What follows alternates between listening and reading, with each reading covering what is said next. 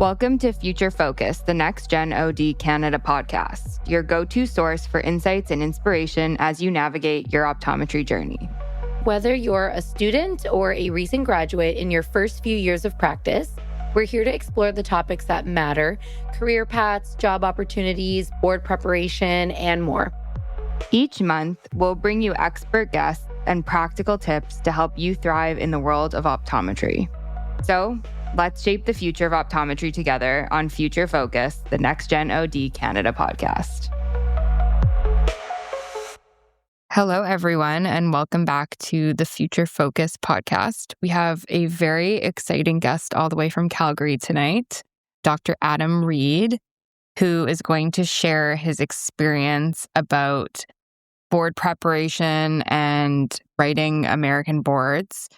And I think this will be relevant not just to those who are writing American boards, but those also writing Canadian boards, and some tips and tricks. And we'll go through our experiences tonight. So I'm going to pass the mic over to Dr. Reid.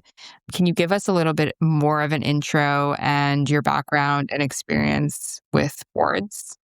Sure. So I graduated way back in the day in 2012 from NECO out in Boston. I've worked BC, I've worked Alberta, I've dabbled in private practice, corporate, and back to private practice. And now I'm here in Calgary at an FYI Doctors practice where I've kind of set up shop, which happened to be my eye doctor that I went to growing up 30 years ago. So, oh, wow. Full circle. Fun full circle for me, which is, I think, kind of nice to end up there. Yeah. Doesn't that just kind of reinforce, like we always say to new grads and to students, like, don't panic about your first job, because your first job is not going to be your forever job. And the fact that you just said how many times you've bounced around everywhere, that's like all of our journeys. It's a perfect example. Yeah, I had some interns this year, and they were doing their last rotation, and they were talking about getting new jobs. And I said the same thing. I'm like, just because you got this first job doesn't mean you have to stay there your whole life. You'll find your right fit that works for you, that feels good. So always feel like you can leave if you need to. So yeah. How many clinics do you think you've been at altogether? Oh, 3, 4, 5, 6, 8. Wow. Like some of them have been with the same group or companies. So it depends if you count one job as one clinic, but I've probably been in close to a dozen now. Wow. I thought mine was a lot. I was like, I'm at 4, 5 maybe. And that's it. But so I guess you graduated then in the time, I guess, when you didn't have to write Canadian boards, or did you do that whole process of going to a province that accepts American boards and you didn't have to write Canadian boards? Was that kind of the situation for you back in the days? Correct. So when I graduated in 2012, Alberta had just stopped taking out American boards. So it was only BC who was still accepting American boards as equivalent. So myself and probably almost every Canadian there who did write American boards went over to BC and got in through that loophole. But I actually had my first job in BC. So that worked out. I was kind of also in that era because I went to ICO, graduated 2019. And so that was the year that, they were not accepting American boards in Ontario. And so I had some Canadian friends go through that British Columbia loophole. And again, being a student, traveling to another province and, with all the hotels and the time you had to spend there as a student, that just wasn't an option for me. And it was, more affordable to be home and study for a second set of board exams. So I actually did both. So I think it'll be fun to hear your experience, and then I can share my traumas of going through both of them. But we'll start, of course, with yours, Adam. Based on how you studied for American boards, how did you start studying for it? And what do you think is a realistic start time to prep for boards in general for all the students listening? So I started basically with the prep courses. That was my first foray into kind of getting ready for boards outside of school. So I can't remember what company came in. You could sign up if you wanted. And that's when I started. right from that. And I don't know if that was early or late for some people, but I felt having that guidance to kind of lead me where and what to study was helpful to kind of get going. So I assume that was in our third year, I think, which was really, really good. But that's kind of how I started.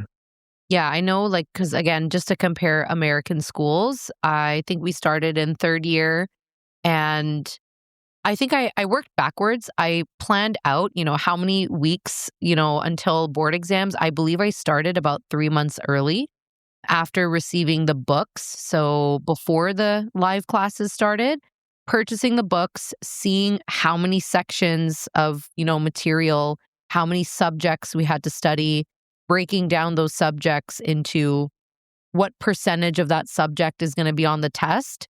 And then how many realistic days or weeks did I want to section out 3 months to focus on each section? So it was very organized. Did I stick to that schedule? Not all the time, but it was a good enough outline for me to not panic and just say, okay, I have 3 months and I have X amount of time to focus on optics and, neuroanatomy and XYZ. But yeah, Alexa, you went to Waterloo. So when do you guys start to prep in the classrooms and what year? So I was just thinking, I think I was in that weird, it might have been like 3 years where you could do NBEO and go straight back to Ontario. Yeah, of course. It was the year after I had to do the Canadian one. It was definitely 2020. Yeah, until this past year, I believe. And so Yeah. I just decided to do NBEO, and I think I started, I want to say like October, November of third year. Yeah. I think I started in the fall too. Yeah, did you guys do like the live courses like in person? Mine was in person. So we had lecture halls booked out basically for them to come in that you could sit in and do all that. And so part one was all the basic science. Is that the same for Canadian boards then? So I think we had all of that to start, and I did the same thing you did without planning it out that far. The percentage on that test that was devoted to optics and what have you, that is how I broke down my studying too. It was 5% on this one section. I briefly glance at it and move on. I think that percentage part is a great way to attack it. Alexa, I'm going to interview you for a second then, because I'm really curious to know, just why did you choose to study for NBEO instead of Canadian boards, just being a Canadian student? What was the deciding factor for that? I think I wanted to keep my options open. My now husband is a US citizen. So I was like, if for some reason we ever end up in the States, I want to have American boards. And I just chose not to do both because I didn't need to. I think I was like, I might as well, like NBEO is a little bit more work and I think a little bit more money, but not that much, just with travel and everything. So I just was like, I'll just do it. And it seemed, what I liked about NBEO compared to OEBC was it just seemed so organized. Structured. Yeah, so structured. And I feel like as a Canadian, you use the American test prep to study for Canadian boards, but it doesn't all align. So to me, like that gave me a little bit of anxiety. Like I was like, I want it like very structured. I just want to know what I'm getting myself into. And that's the kind of person I am. So I was like, this seems better. It wasn't because I had to take an extra exam, but NBEO is 3 parts and OEBC is 2. It's 2 parts. Yeah. So Adam, this is so interesting. Yeah, you never had to take the Canadian board. So for me doing both, yeah, the way we studied for, US boards, it is very structured, it's very organized. The information they give you on the website is, for part 1, you're going to be asked this many questions and this percentage of questions for this topic. And so study all of this. And the prep courses are designed very well to, replicate examples of, kind of what you would be tested on for the board. So you can study very well and practice very well for it. And so I felt not confident at all going into OEBC, the Canadian boards, because on the website at 2019, there was such a lack of information of what was going to be on the multiple choice test and what was going to be on the practical test. You get a multiple choice question and, you just got to learn these topics and that's it. And you have no idea what percent to study for, what subjects, what topics.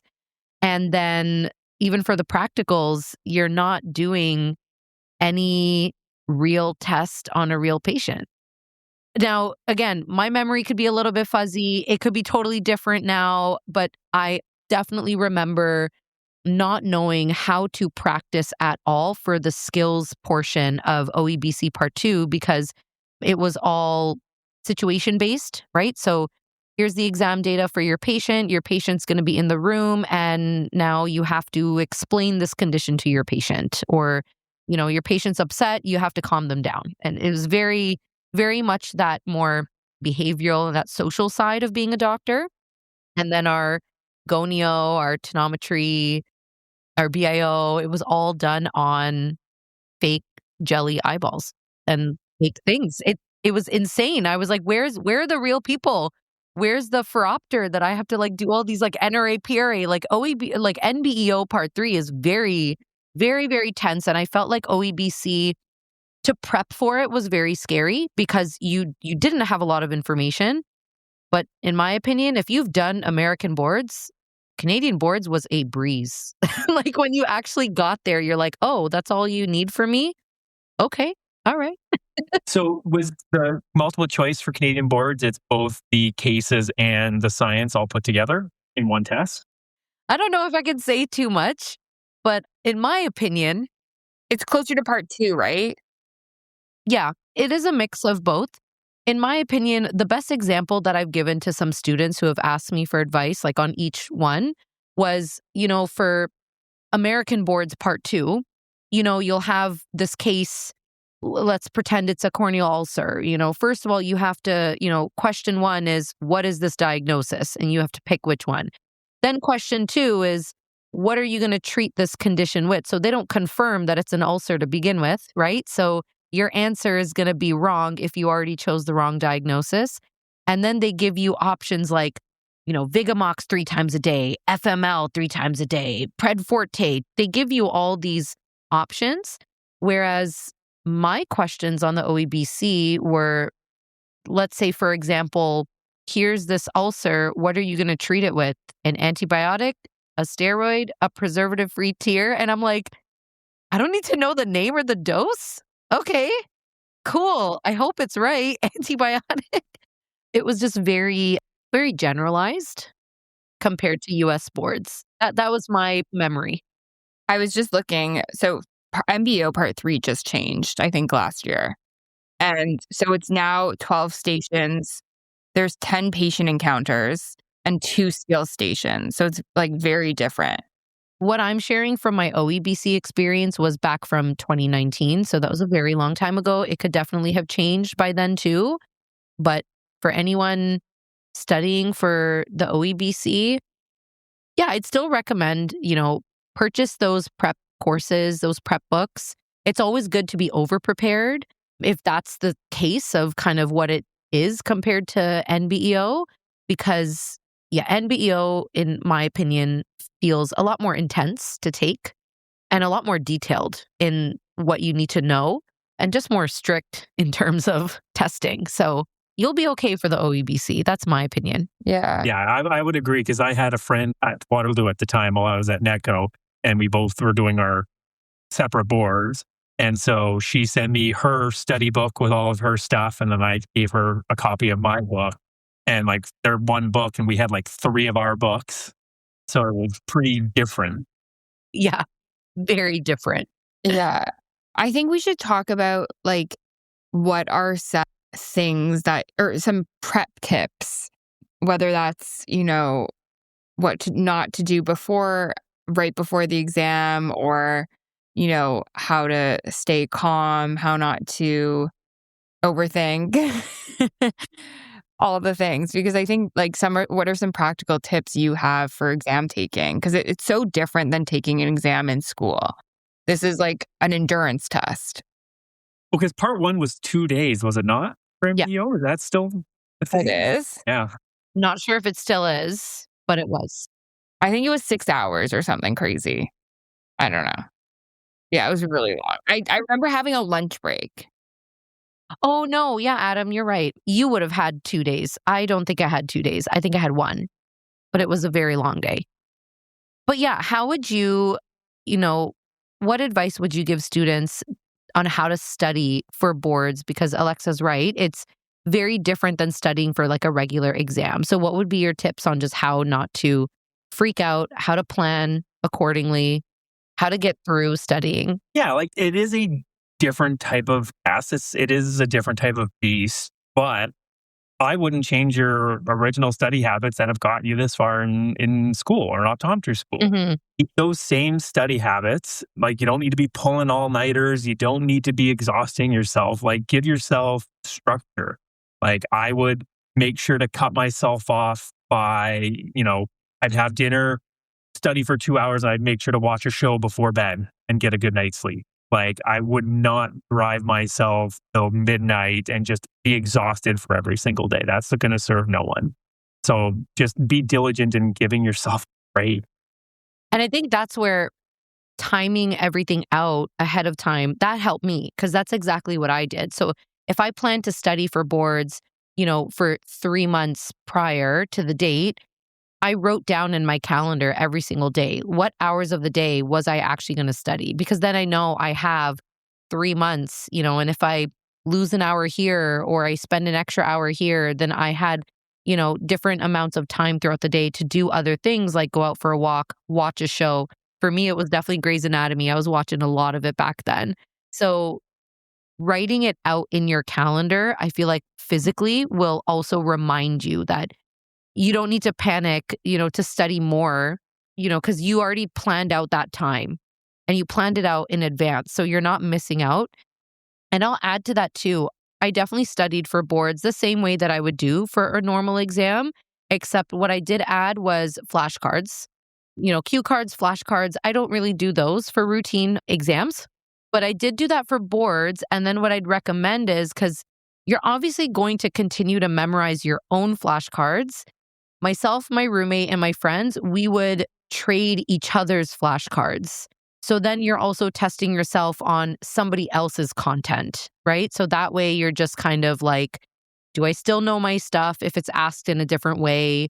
Maybe they added something to the flashcard that a part of a topic that you totally forgot about or ignored. That was also really helpful for those late nights when you're just sitting on the couch with your roommates hanging out. We would trade flashcards, and that would cause a little bit of anxiety right away because you'd be like, what's this answer? I don't know. But the more you practice with other people's stuff kind of helps you to just realize what info are you missing. Yeah, that's such a good point. And can you imagine having AI now, like to help you make these flashcards and all these questions? Oh my God, you guys don't have to like write them out yourselves. And I can't imagine. I think for me, I can't remember if I did. I think near the end, when we were getting towards part 1 of actually writing the exam, I kind of freaked out and got opto prep because I was like, I just need more questions. And I think that's like the best way to test yourself is to have practice questions. And I just wanted to be like extra, like I didn't want to look back and be like, oh, I should have got that. So I just like spent the extra money and had both. And I did find opto prep really, really useful for part 2 because I found the questions really did mimic like the style. I found KMK's questions, at least back then, weren't as accurate for like optics and certain things. So yeah, I don't regret doing that. But the other thing that I think it was challenging coming from Waterloo and having NBEO was the way we, learn techniques certain things are slightly different than how you guys learn in the States. And so I had to like kind of figure out just by like talking to people and talking to people I knew in American schools, like how to do this technique their way. And so I feel like you guys are like so prepped. Like your exam start to finish is prepped for boards. it is. Right? It really is. Yeah. And the equipment is mimicked and everything is just like, you have like an exam room basically that you can practice in, right? Are all the rooms the same equipment? I wouldn't say that for every school. I can speak for mine, and then I'm sure NECO probably is at the same standard as ICO. I mean, ICO really, yeah, we have like specific rooms that are board certified rooms. So like we Right. practice in I that. remember seeing that at ICO. Yeah. Yes, we do practice that. Did you have that at NECO too, Adam? So I don't know. We might have it now, but my year was the very first year in the testing center at where North Carolina. Is that where it is? Oh, wow. Yeah. We were the first year to go through that. So we were like the guinea pigs. You were a lot of trial and error. I guess. So yeah, we were the first ones to go through that facility, have all those rooms and all of that good stuff. So I'm sure they've learned a lot from it, but we didn't have a board certified room like that yet. But again, when I went into the rooms, they all seemed like typical exam rooms. Yeah. And to be honest, I doubt most US schools have that. I think ICO is definitely like a little bit bougie in their clinical equipment. They like to have the fancy toys, and I'm proud of that being from ICO. So I don't think that should freak anyone out in terms of like, if you know just how to do a clinical skill, which we've all learned, we learn in lab, you practice enough on different sets of eyes, then you'll be just fine. You know, you really do want to make sure you practice on different types of people just to make sure you get, you know, when you're doing your retinoscopy, you're doing your liddy versions, whatever it is, gonioscopy, you're going to get those fidgeters, those blinkers, or those people with their eyes nice and big and wide open. You want just practice with everyone and anyone so that you can handle any type of patient that's going to be sitting in your chair for the practical part. Yeah. I actually failed part 3 the first time I took it. And I think, part of that was just being a little bit unaware of certain things and not having too many people around me who were also preparing for it. But it was such a crapshoot because I took it during COVID. And so this was like, yeah, it was 2021, but there was still the travel ban. So you had to like come back and isolate or like go into the hotels. And I was like, I need to rewrite because like I need to start practicing. I was just like so panicked.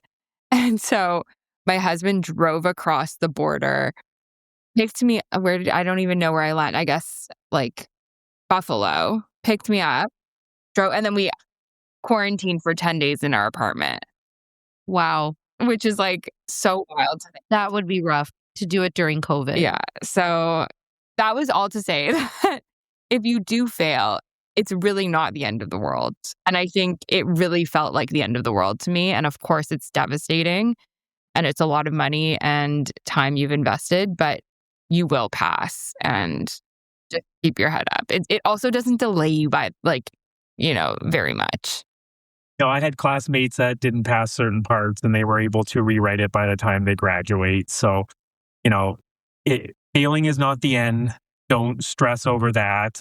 Just trust in your study skills. And then for the clinical, just have a little bit of confidence. It's going to be stressful, but if you practice it enough time, especially for the NBEO, most of their patients are pretty standardized. I didn't have a tough patient in any of my stations. They were all very good at sitting. And so just have faith in yourself that you can go in and do what you've spent the last 3-4 years doing. Yeah. Yeah. And I remember their pupils were very dilated. Oh, yeah. Yeah, there's no dilators in there. They hit everyone with 1% and obviously threw everything at them. And then, Adam, just to wrap up, because I feel like, we talked a little bit off topic, but I think it's great because we all have similar and then different experiences for a board exam. So hopefully this helps people that are doing either one. But in those final few weeks before the board exams come, what do you think students should focus on the most in terms of what should they review? What should they do for their mental health? Just in general, what advice would you give them just based on what you did for those final few days before your exams hit? I'm a firm believer in mental health, and taking breaks really helps solidify things. Like, I didn't spend another 13-hour days, the days leading up to it. Like, I probably still had a clinic day or two in there, but I just made sure to watch a movie the night before or go to bed early or what have you. I took it easy that last day or two, because by then, in all honesty, it's probably too late to study something you don't actually know. And maybe you'll get an extra question or two right by studying those extra 10 hours the day before, but it's not gonna pass or fail you. It just isn't. So take a break, decompress a little bit, because the next day is gonna be brutal. It's gonna be a rough day. So give yourself that little bit of grace before to relax a little bit. And then, question to add on to that, what was the first thing you did after you wrote the exam? Ooh, that's a great question. I don't even think I can remember what I did. Really? Well, the first day, part one, was back home and going to bed probably for the next day. But, part two, I think we probably just went out with a bunch of classmates because it was over. I think we probably went to the bar and had a drink to celebrate because it was a lot to get through. And that's what you look forward to. You look forward to when it's over. I honestly don't think there's a better feeling than walking out of that board exam. Like, honestly, each time it was like just a sigh of like, I can forget all this. You're like, I can forget all this, but actually I need to know most of this stuff. Yeah. Alexa, what did you do those few hours or like few days before your board exams? So I think before, I'm the type of person you can tell, like, don't do anything before, but like, I can't. So like, to me, like in the morning, I think I just like briefly skimmed through, like, I think I had a page where it was like, these are the things that I'm unsure of. I like skimmed through that, and then I stopped and just chilled the rest of the day. And I don't remember exactly what I did, but it must have been like mid-afternoon. I must have gone home and just napped or chilled. Like, I don't know. What'd you do? I scheduled, at that point at ICO, my hair was very long. And so I scheduled a hair salon appointment the day before boards to chop it all off and get it colored. So it was a 4-hour salon appointment. And I brought my cue cards in my backpack and then never took them out. But, the anxiety kicked where I said, oh, maybe it's 4 hours. I'll just study. Never did. I just closed my eyes. I kind of slept in the chair while they did my hair. So that was nice. And then, yeah, I did not look at those cue cards all night. I watched Grey's Anatomy with my roommate, ate dinner, went to bed. And then we wrote our part one boards downtown Chicago, and our friend had an apartment there and her dogs were there waiting for all of us. So one by one, as we all finished, we just ended up going to her apartment. I was the first one there, so I fell asleep on her couch with her dogs around me, and it was the best feeling. And my head felt so light and 5 pounds lighter with no hair attached to it. So it's good. Like, yeah, you should definitely highly recommend planning to do something the day before your exams where you're out of your house or your dorm and you're just not there and you're busy, occupied doing something else where you don't even have the ability to study no matter how badly you want to. So yeah, we're all huge advocates here of mental health, which is good. We're all on the same page. Any last thoughts, Adam? This has been great. I hope that this helps people, especially the ones that have a lot of anxiety about it, that we all get through it. We all, studied in very similar fashions. But is there any other final advice that we haven't really gone over yet that you want to share with the students who are listening today? I don't think so. I think we hit all the points I was hoping to hit. But the biggest thing I've seen in the students that I've talked to in all my years and my interns is really just confidence. Like, trust that you guys know what you're doing, that you have studied enough, and that you have that information. Just give yourself a little bit of grace and know that, hey, you guys got this and we'll do fine. Awesome. And then if anyone wants to reach out to you, not only to check out your practice and to meet you, but if they want any advice from you after today's episode, how can they reach you? You can just look me up on the FYI Doctors website, or my email is super easy, just adam.reid@fyidoctors.com. So super simple. Amazing. Awesome. Thank you. Thanks for tuning in to this episode of Future Focus, the Next Gen OD Canada podcast. You can find us on all major podcast platforms, including Apple Podcasts, Spotify, and Google Podcasts. For episode summaries and more resources, visit us at eyecarebusiness.ca. Be sure to follow Next Gen OD on Instagram, Facebook, and LinkedIn for updates, news, and more insights into the world of optometry. Don't forget to check out the show notes at eyecarebusiness.ca. Until next time, stay focused on your future.